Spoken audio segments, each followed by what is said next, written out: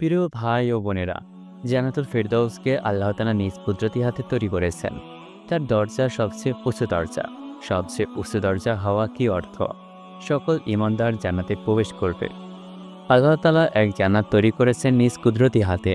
ওই জান্নাতের নাম দিয়েছেন জান্নাতুল ফেরদাউস। তাতেও ১০০ দরজা রয়েছে। এক দরজা হতে অন্য ওই জান্নাত এত উঁচু যে নিচের জান্নাতীগণ যখন সেই উঁচু জান্নাতের দিকে তাকাবে, ছোট দেখবে। নিচের জান্নাতওয়ালারা বলবে, এটা জান্নাতুল ফেরদৌস। তাদের দরজা সবচেয়ে উঁচু।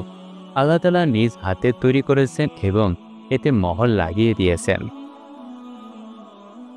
দেখেনি কোনো মাখলুকাত, দেখেনি কোনো নবী, দেখেনি কোনো ফেরেশতা।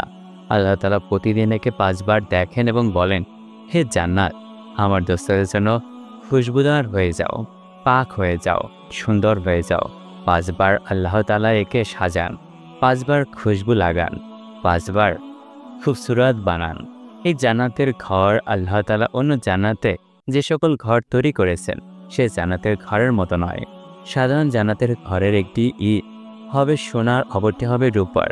জান্নাতুল ফেরদাউসে আল্লাহ তাআলা যে ঘর তৈরি করেছেন তাতে এক ইট লাল ইয়াকুতের, এক ধরনের দামি পাথর। এক ইট হলুদ জমরুদের, এটাও এক ধরনের দামি পাথর।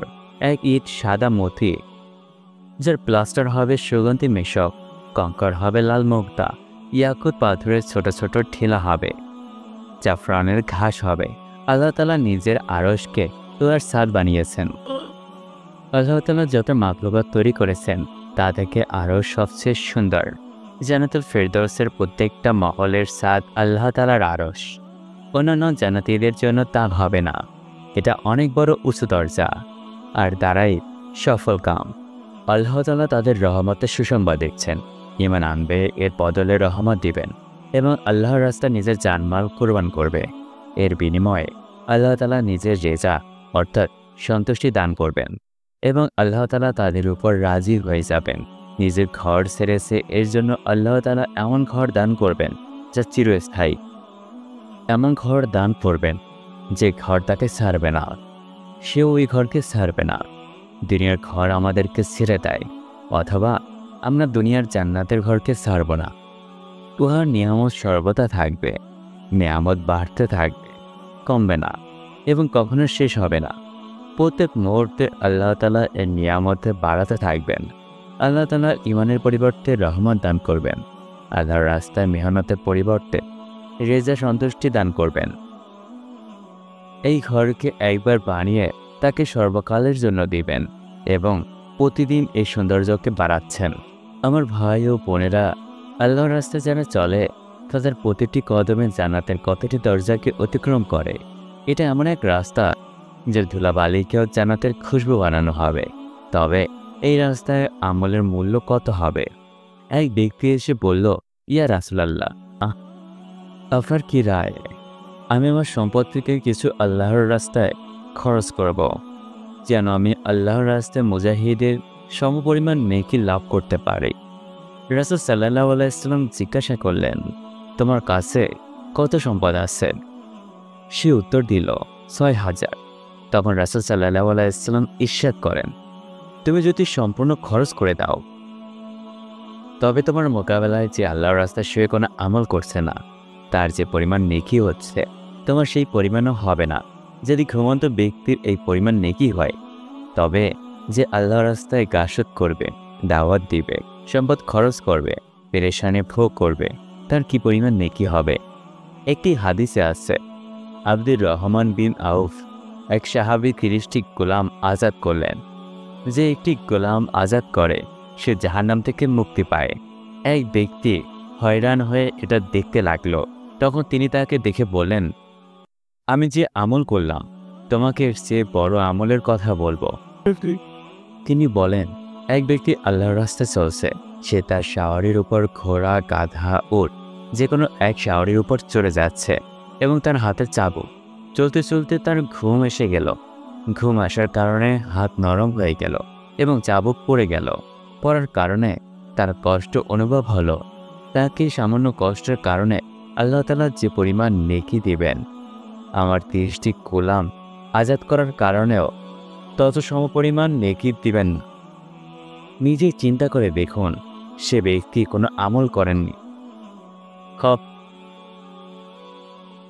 নিজেই চিন্তা করে দেখুন, সে ব্যক্তি কোনো আমল করেনি। আমল তো দেওয়া, গাসত করা, তালিম করা, জানমাল ব্যয় করা। এক ব্যক্তির যাচ্ছে খুব এসে গেল, চাবুক পড়ে গেল, কষ্ট হলো, যেহেতু সামান্য পেরেশানি আসলো, আর তা আল্লাহর রাস্তায় আসলো, সে কারণে নেকি যখন আল্লাহর রাস্তায় কদম উঠায় সমস্ত গুনাহ উপরে খাড়া হয়ে যায়।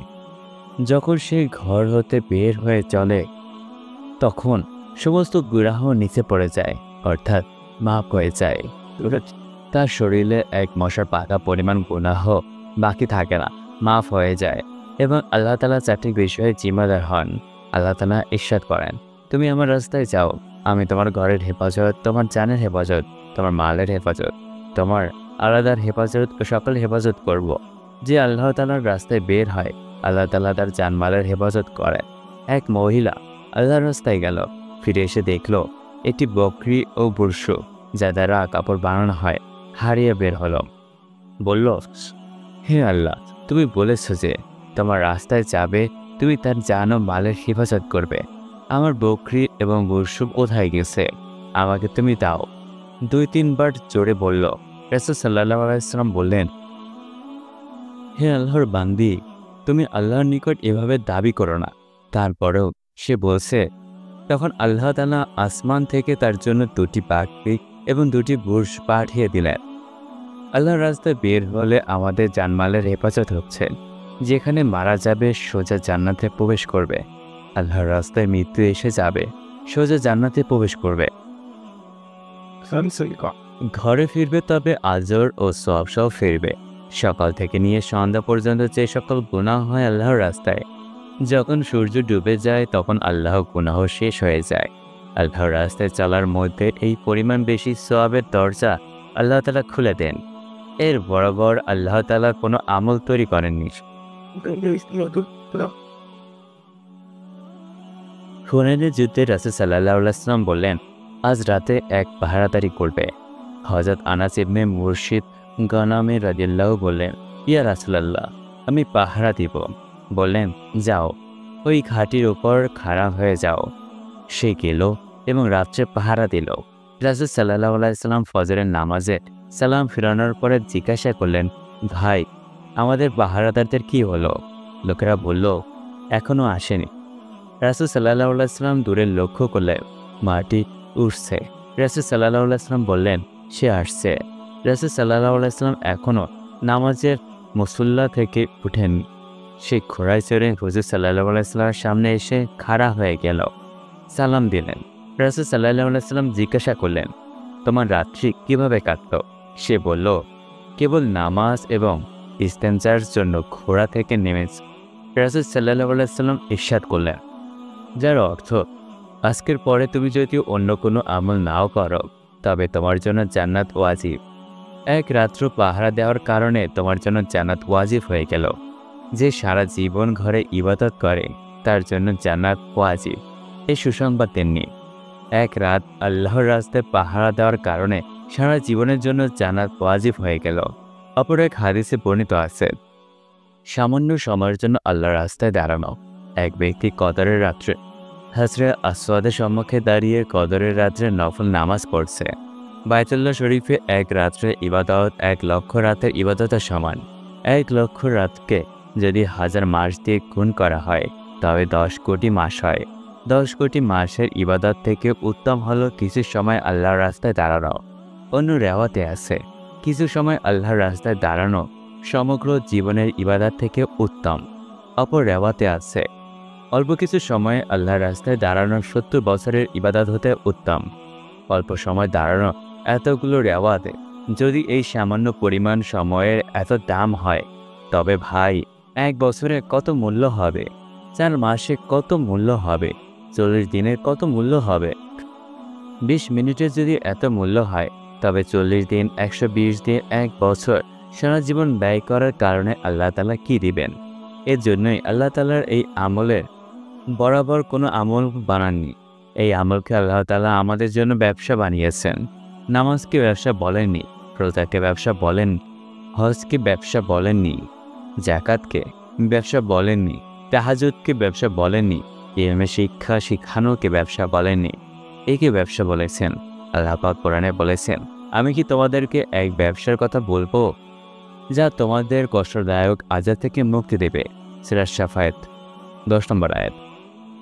আল্লাহ এবং আল্লাহর রাসূলের প্রতি ঈমান আনবে এবং জানমাল নিয়ে আমার রাস্তায় জিহাদ করবে, এটি তোমাদের জন্য অনেক ভালো যদি তোমরা জানতে, এজন্য উত্তম। তোমরা আল্লাহর রাস্তায় বের হলে তোমাদের সমস্ত গুনাহ মাফ হয়ে যাবে। বড় আশ্চর্যের বিষয় হলো আল্লাহ তাআলা নূহ আলাইহিস সালামের কওমকে বলেন, ঈমান আনো, তোমাদের কিছু গুনাহ মাফ করব। আর আমাদের ব্যাপারে বলেন, তোমাদের সমস্ত গুনাহ মাফ করে দিব। সমস্ত গুনাহ মাফ হলো দ্বিতীয় পুরস্কার, তোমাদের জান্নাতে এমন ঘর দান করব যার তলদেশে নহর প্রবাহিত হয়।